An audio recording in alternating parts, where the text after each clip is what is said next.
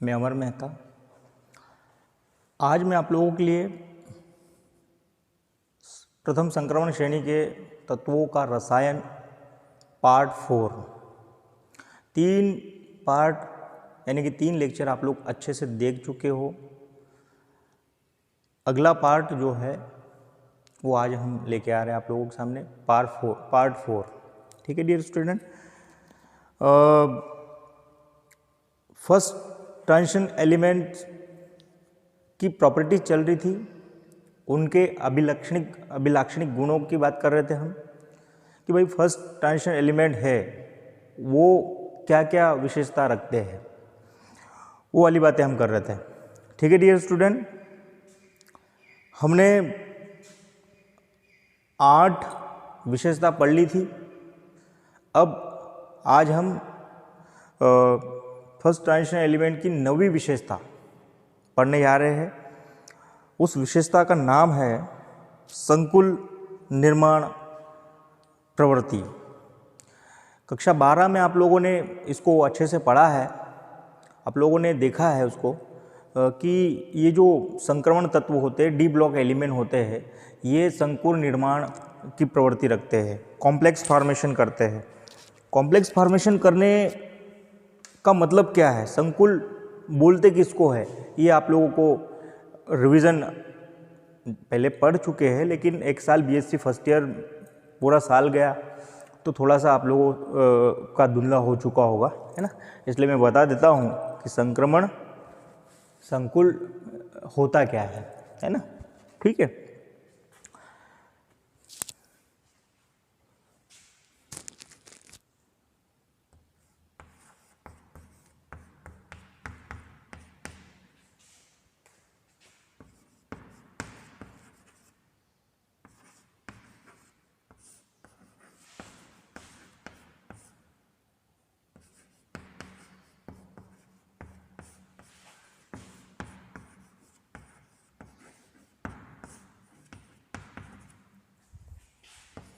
Ninth property है ये, है ना, 9वीं विशेषता पढ़ रहे हैं अपन।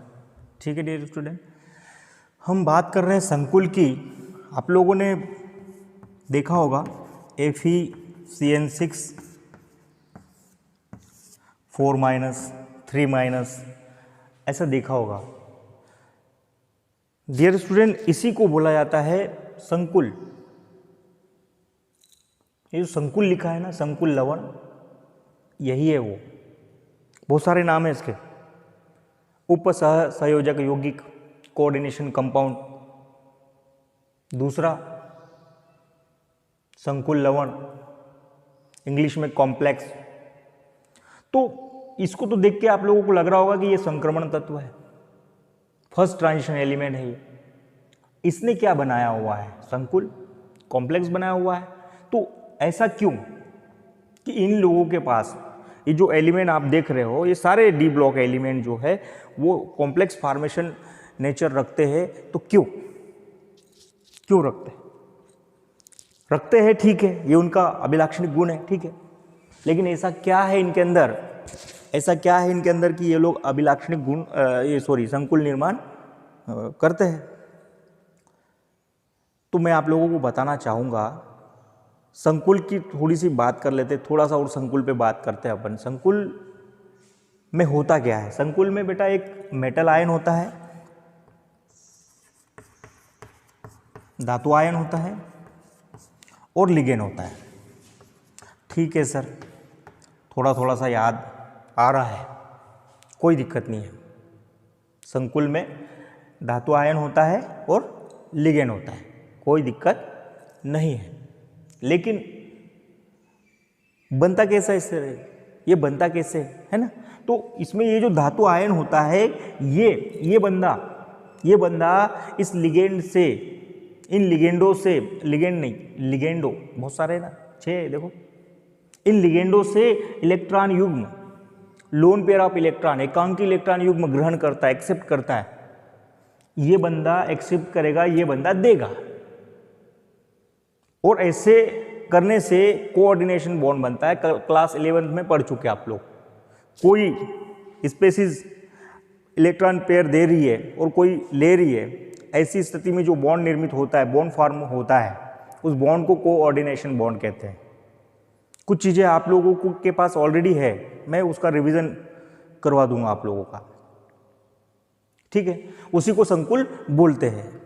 अब अपनी मेन बात करते हैं कि ये जो कौन first transition element, scandium, titanium, vanadium, chromium, manganese, iron, cobalt, nickel, copper, zinc, ये जो एलिमेंट है ये ऐसे संकुल बनाते हैं। तो क्यों बनाते हैं उसका कारण जानने के लिए तैयार रहे। उसका कारण ये है कि इनके पास, इन लोगों के पास जो डी सबशेल है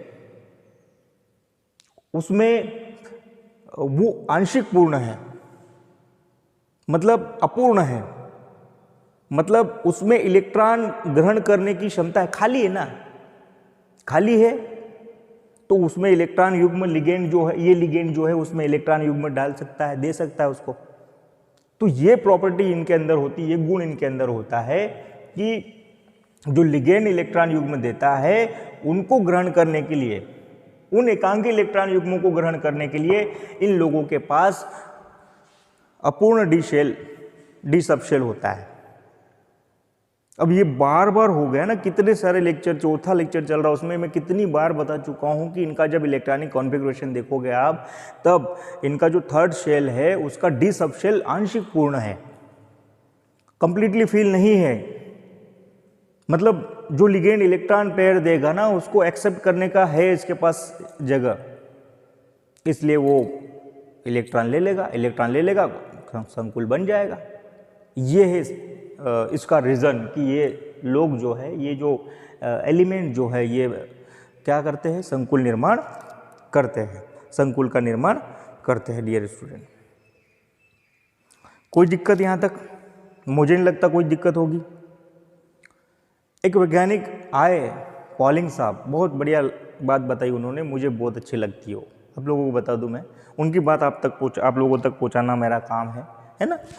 तो उनका ये कहना है कि ये जो मेटल आयन है, इनको लिगेंड क्या करते हैं, इलेक्ट्रॉन युग्म देते हैं, ठीक है। इलेक्ट्रॉन युग्म को ग्रहण करने के लिए इनके पास या तो ऑलरेडी वैकेंट ऑर्बिटल रहेंगे, खाली ऑर्बिटल ऑलरेडी रहेंगे, और यदि ऑलरेडी नहीं है, पहले से नहीं है, तो लिगेंड के प्रभाव से वो वैकेंट हो जाएंगे। कैसे? थोड़ा सा लगता है ना कैसे, हाउ? जैसे हमारे पास ये रहा डी सबशेल 1 2 3 4 5, ठीक है। सर अर्धपूर्ण है, यहाँ पे कहाँ इलेक्ट्रॉन युग्म कैसे आएगा, है ना। तो कैसे आएगा, वो जैसे ही लिगेंड आएगा, स्ट्रॉन्ग लिगेंड आएगा, तो ये इलेक्ट्रॉन इसमें चले आएगा, एक खाली हो गया, ये इलेक्ट्रॉन इसमें चले जाएगा, दूसरा भी खाली हो गया, देखो। तो लिगेंड के प्रभाव के कारण ऑर्बिटल जो है खाली ये लोग कर लेते हैं। ये मैं नहीं कह रहा हूँ, ये पॉलिंग साहब का कहना है। पॉलिंग साहब, मैं फिर बोल रहा हूँ, उसकी ये बातें मुझे बहुत अच्छी लगती है। उसकी ये जो बात है ना, मुझे ज़्यादा अच्छी लगी कि भाई क्या मेटल आयन के पास या तो पहले से ही डी सबशेल खाली होगा, या मेटल आयन क्या करेगा, लिगेंड से गिरने के पश्चात, लिगेंड के प्रभाव के कारण क्या करेगा वो बंदा, कक्षक खाली कर लेगा। ये बात किसने कही थी? पॉलिंग साहब ने कही थी, ठीक है। लेकिन लिगेंड कैसा होना चाहिए? स्ट्रॉन्ग फील्ड लिगेंड होना चाहिए।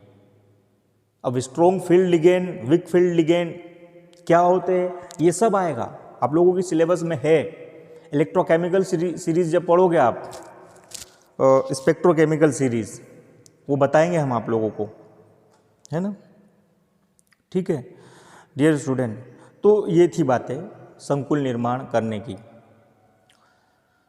बहुत सारा बोल गए सर, हो सकता है आप लोगों के ऊपर से चले गया हो, तो आप लोग सिर्फ इतना रखें डियर स्टूडेंट अपने दिमाग में कि जो फर्स्ट ट्रांजिशन एलिमेंट होते हैं उनके धातु उनके मेटल के पास में उनके ही पास में डी सब शेल में क्या होता है, ऑर्बिटल अपूर्ण होते हैं, जो इलेक्ट्रॉन युग्म लेने के लिए,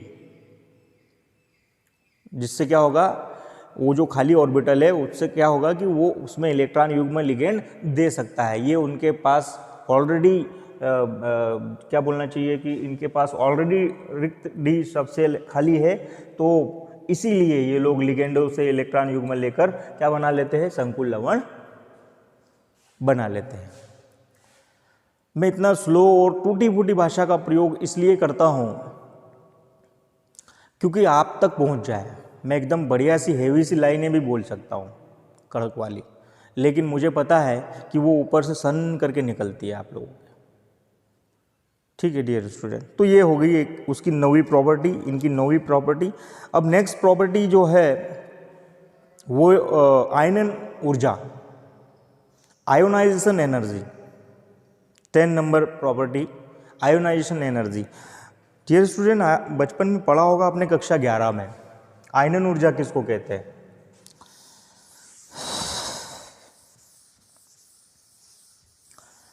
आयनन ऊर्जा बहुत ही सिंपल सी डेफिनेशन है उसकी। कोई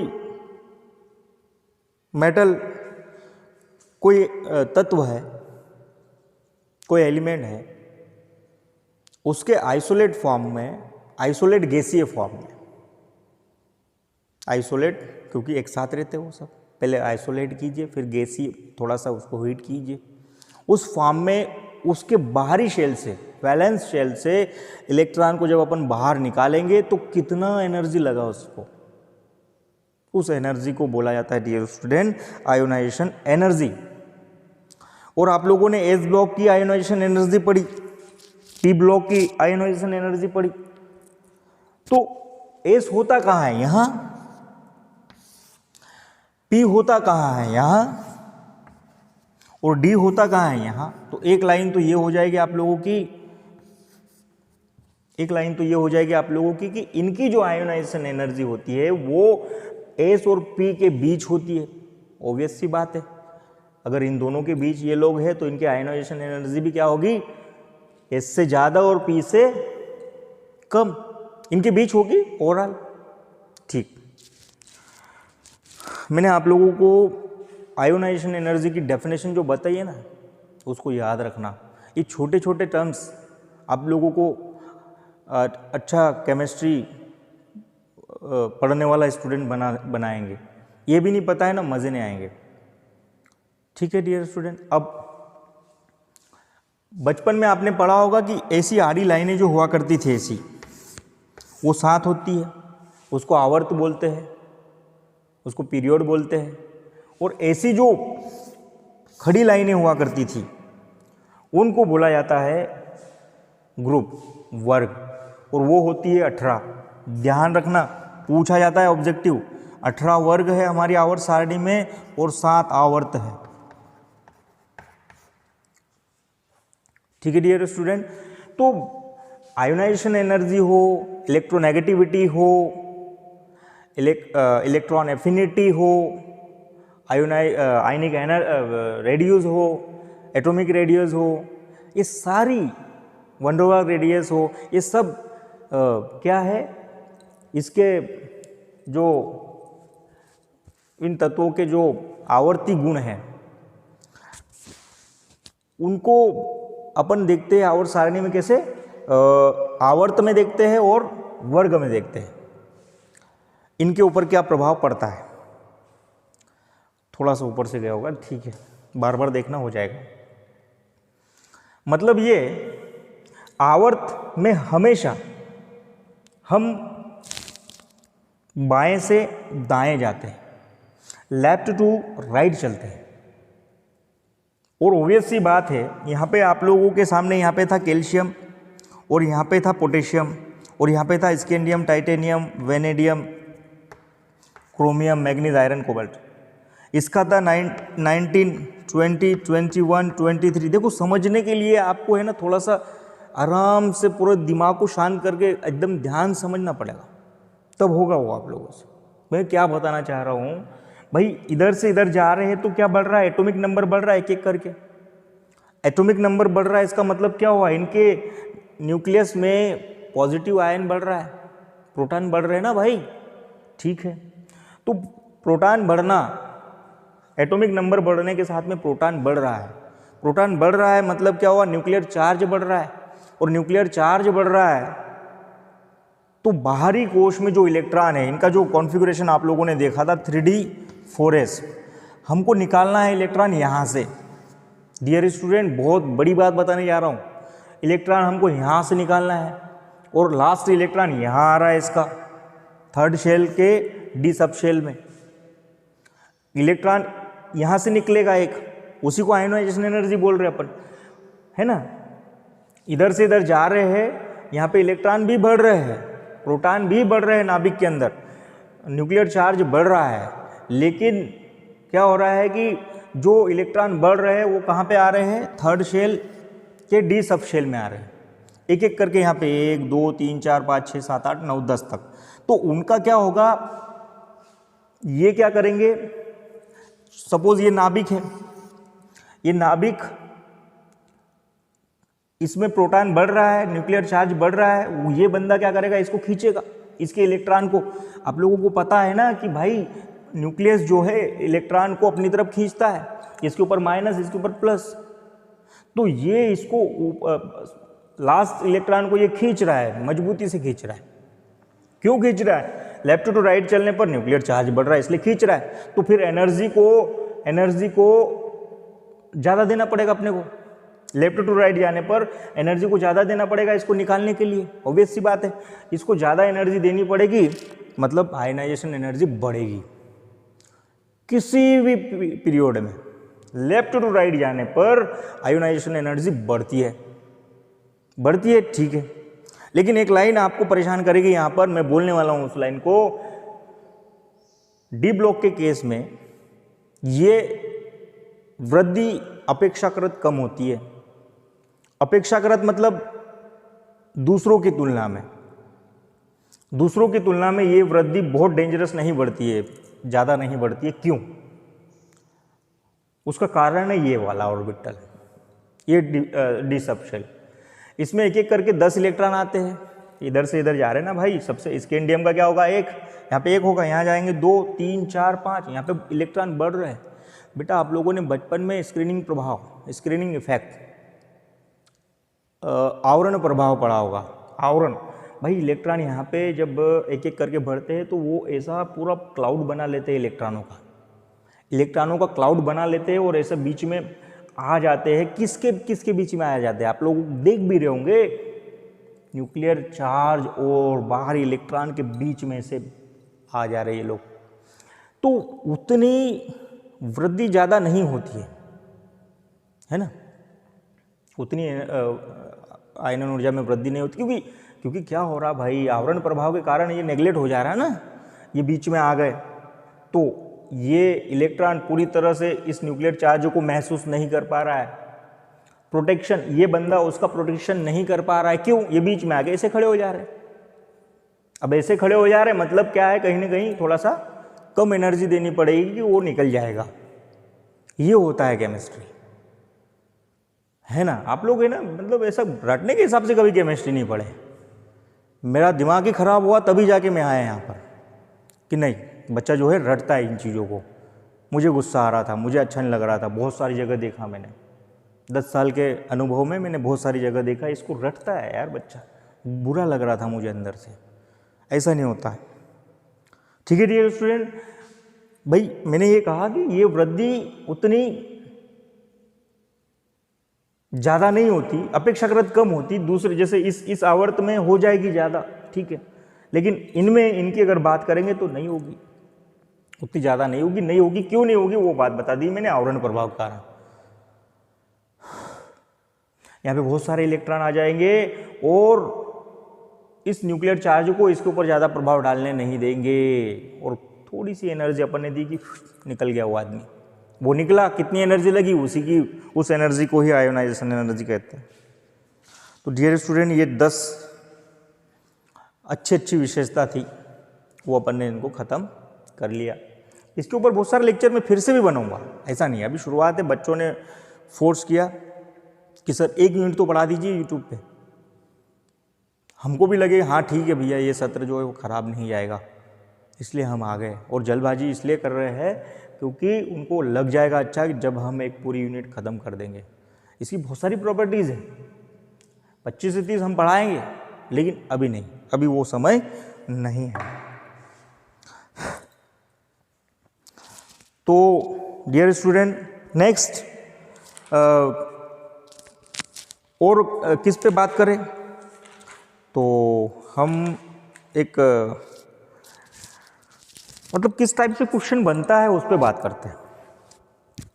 ये तो ठीक है सर, आपने थ्योरेटिकल बहुत सारा बढ़ा भी दिया, अच्छी बात है, कोई दिक्कत नहीं है, ठीक है। क्वेश्चन बनता है Mn2 प्लस रंगीन जबकि Zn2 प्लस रंगहीन। देखो मैं लिख देता हूँ उसको, लिख देता हूँ मैं उसको, Mn2 प्लस रंगीन जबकि Zn2 प्लस रंगहीन। वाई, क्यों? देखो ये है केमिस्ट्री। डी ब्लॉक को पढ़ने का मज़ा अब आएगा, फर्स्ट ट्रांजिशन एलिमेंट को पढ़ने का मज़ा अब आएगा। देखिए Mn2 प्लस कलर्ड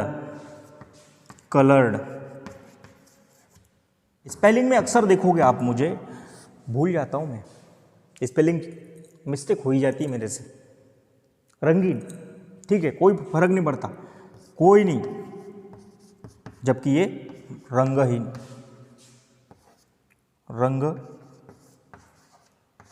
रंगहीन। देखो क्यों होता होगा, ऐसा क्यों होता होगा, देख लेते हैं। मैंने आप लोगों को कल भी कहा था, लास्ट वीडियो में कहा था, मतलब कि भाई ऐसा अगर क्वेश्चन आता है तो आप क्या करें, आप इलेक्ट्रॉनिक कॉन्फ़िगरेशन देखें।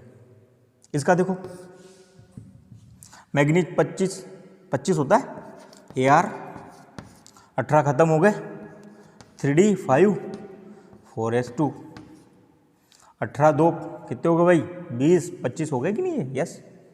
लेकिन 2 इलेक्ट्रॉन जाएंगे यहाँ से, क्योंकि प्लस बनाया है इसने, 2 प्लस आए मतलब 2 इलेक्ट्रॉन जाएंगे, तो क्या हो जाएगा इसका कॉन्फ़िगरेशन, ये वाला। ओके, ठीक है, कोई दिक्कत नहीं। तो भाई इसमें देखो ना आप,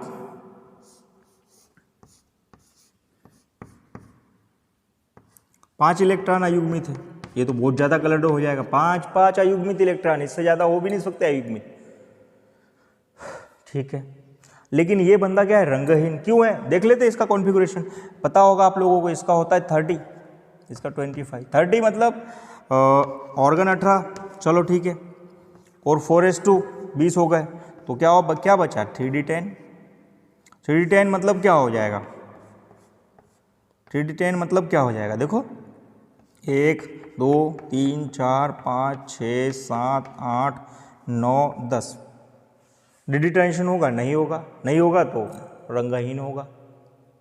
ऐसे इनको हल करना है। अच्छा सर लिखे कैसे इसको, कॉन्फ़िगरेशन लिख दिया आपने बढ़िया सा, एक ठीक है, एक एलईडी टाइप बना दिया, इस तरह से लिख दिया, ठीक है सर, बाकी उसका हिंदी कैसे लिखे? तो हम हिंदी उसकी मन से लिख सकते हैं। आप लोगों को हमने बताया है, तो आप बोलो कि सर हम जानते हैं कि अयुग्मित इलेक्ट्रॉन युक्त आयन, अयुग्मित इलेक्ट्रॉन युक्त आयन क्या करेंगे भाई, डी ट्रांजिशन करेंगे, या फिर जिन आयनों का डी सबशेल आंशिक पूर्ण होगा उनमें डी ट्रांजिशन होगा, डी संक्रमण होगा, और डी संक्रमण होगा मतलब आयन उसके कलर्ड होंगे। इसके विपरीत यदि डी सबशेल पूर्णतः भरा होगा तो उनमें डी ट्रांजिशन नहीं होगा, और उसके आयन अथवा कंपाउंड यौगिक कैसे होंगे भाई, कलरलेस। कैसे होंगे, कलरलेस। ओके, मिटाओ डियर स्टूडेंट, ऐसे लिखना है उसको, अपने मन से लिखना सीख जाओ, मन से लिखना सीख जाओ, बहुत हो गया, एज इट इज लिखना बहुत हुआ। और एक क्वेश्चन मिलता है आपको Fe2 प्लस अस्थायी है जबकि Fe3 प्लस स्थायी। मैं लिख देता हूं पहले, बहुत ही सुंदर बात, Fe2 प्लस अनस्टेबल अस्थायी जबकि Fe3 प्लस स्टेबल स्थायी। क्यों?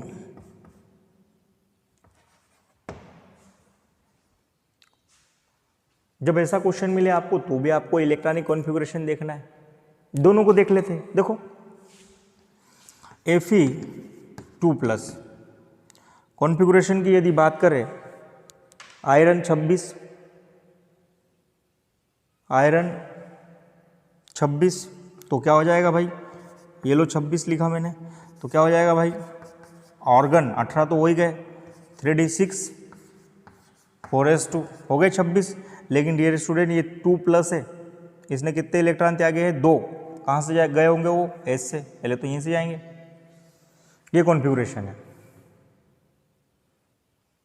इस कॉन्फ़िगरेशन को देखो, ये आपको दिखता है क्या ऐसा कि वैकेंट है, खाली है, अर्धपूर्ण है, पूर्ण है, ऐसा लगता है आपको? खाली तो दिख ही नहीं रहा है। अर्धपूर्ण अगर होता तो 5 आते यहाँ पे, 5, और पूर्ण रहता तो यहाँ 10 आते, नहीं। तो आप लोग पहले से एक चीज भली भांति जानते हो कि vacant, half filled and full filled, अर्धपूर्ण और पूर्ण कॉन्फ़िगरेशन स्टेबल कॉन्फ़िगरेशन होता है। और Fe2 प्लस का कॉन्फ़िगरेशन जो है ना तो हाफ फील्ड है, ना ही पूर्ण फुल फील्ड है, और ना ही वैकेंट। इसलिए बंदा क्या रहेगा, Fe2 प्लस अनस्टेबल होगा। जबकि इसका देख लो, इसी से बना लो यार बेटा, 2 प्लस है, एक और इलेक्ट्रॉन निकाल दो इसकी ऐसी तैसी, देखो 3 प्लस हो गया, ये लो 3d5 हो जाएगा, एक और इलेक्ट्रॉन निकलेगा तो 5 ही बचेगा ना भाई। ये कॉन्फ़िगरेशन स्टेबल हो गया, 5 अर्धपूर्ण यार, कंप्लीट स्टेबल कॉन्फ़िगरेशन, इसलिए बंदा स्टेबल है, स्थायी। ऐसे लिखना है उसको, ऐसा कोई विशेष नहीं है। इस तरह से इनके एप्लीकेशन पूछे जाते हैं आजकल आप लोगों से डायरेक्ट, ठीक है। एक और पैटर्न बनता है इसमें, आपसे पूछा जाएगा, इसको रफ कर देता हूं मैं। एक और पैटर्न बन चुका है, परीक्षा में आ चुका है इसमें डियर स्टूडेंट। देखो 3d4 4s2 अस्थायी, जबकि 3d5 4s1 स्थायी। वाई? मैं इस पर कुछ नहीं बोलूँगा, आप लोगों को पता है इसका आंसर क्या है। एक ये पैटर्न बनता है, कर लेना आप लोगों ने, ठीक है। एक और पैटर्न जो परीक्षा में पूछा जाता है, कोबाल्ट, निकिल और आयरन। कोबाल्ट 3+, निकिल 3+, दोनों अस्थायी है,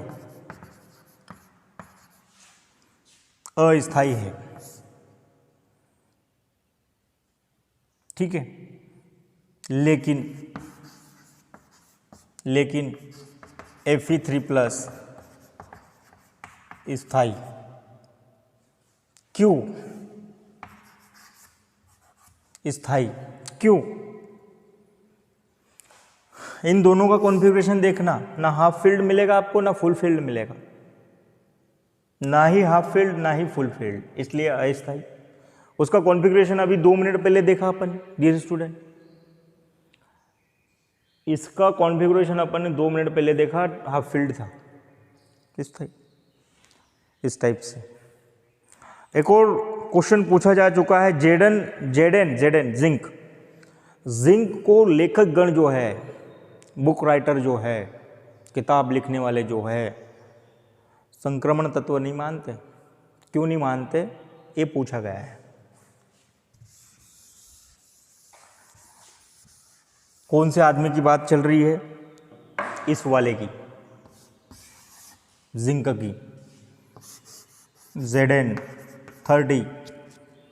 तो dear student, organ 3D10 4s2, ये कॉन्फ़िगरेशन है इसका। इसके अंतिम उपांतिम शेल में डी सबशेल पूर्ण रूप से भरा है, जबकि डेफिनेशन हमने की थी थर्ड शेल का डी सबशेल आंशिक पूर्ण हो संक्रमण तत्व कहलाते हैं, जबकि ऐसा इसमें नहीं है। एक तो डेफिनेशन ही फेल करता है। दूसरी बात, ये जितने भी भाई साहब है, जितने भी भाई बहन है, इन सब की प्रॉपर्टी ये बंदा नहीं रखता। ना तो ये वेरिएबल ऑक्सीडेशन स्टेट शो करता है, ना ही ये कलर्ड आयन फॉर्म करता है, ना ही ये बंदा कॉम्प्लेक्स फॉर्मेशन करता है, ना ही बहुत सारे गुण नहीं रखता है। इसलिए लेखकगण जिंक को क्या नहीं कहते, ट्रांजिशन एलिमेंट नहीं कहते, तो फिर क्या कहते, नॉन टिपिकल ट्रांजिशन एलिमेंट कहते हैं। क्या नाम है इनका, जिंक, मरकरी और cadmium, non typical transition element. थोड़े से गुण में ये लोग दूसरे लोगों से भिन्नता रखते हैं, इसलिए उनको कैटेगरी अलग ही दे दी गई, non typical transition element. Okay, इस टाइप से आप लोगों को क्वेश्चन इनके अंदर बनते हैं। जितने भी पैटर्न आप लोगों को बनते थे वो सब हमने बता दिया आप लोगों को। ठीक है डियर स्टूडेंट, मेरे ख्याल से इसका एक और लेक्चर आएगा आप लोगों के लिए, और उस लेक्चर में हम बाइनरी कंपाउंड पढ़ेंगे और ऑक्सीकरण अवस्था जो है, ऑक्सीडेशन स्टेट है, उनका स्टेबिलिटी वाला एक रिलेटिव स्टेबिलिटी वाला एक टॉपिक बचा हुआ है। 2 टॉपिक अपने बचे हुए। यूनिट फिनिश बहुत जल्दी इसको हम लेके आएंगे और उसको भी अपन क्या करेंगे, गोल कर देंगे और यूनिट ख़त्म हो जाएगी। फिर देखते हैं कौन सी यूनिट उठाना है ना। जो भी आप लोग बोल दोगे, आप लोग क्या बोलोगे, मेरे को ही कुछ करना पड़ेगा ऐसा, है ना। ठीक है डियर स्टूडेंट, आज के लिए इतना ही। इस लेक्चर को अच्छे से देखें, बार बार देखें, नहीं समझ में आए तो बार बार देखें, है ना। उसका नोट्स बनाएं। केमिस्ट्री अगर अच्छे से सीखनी है तो उसको बार बार देखें। मिलते हैं नेक्स्ट वीडियो।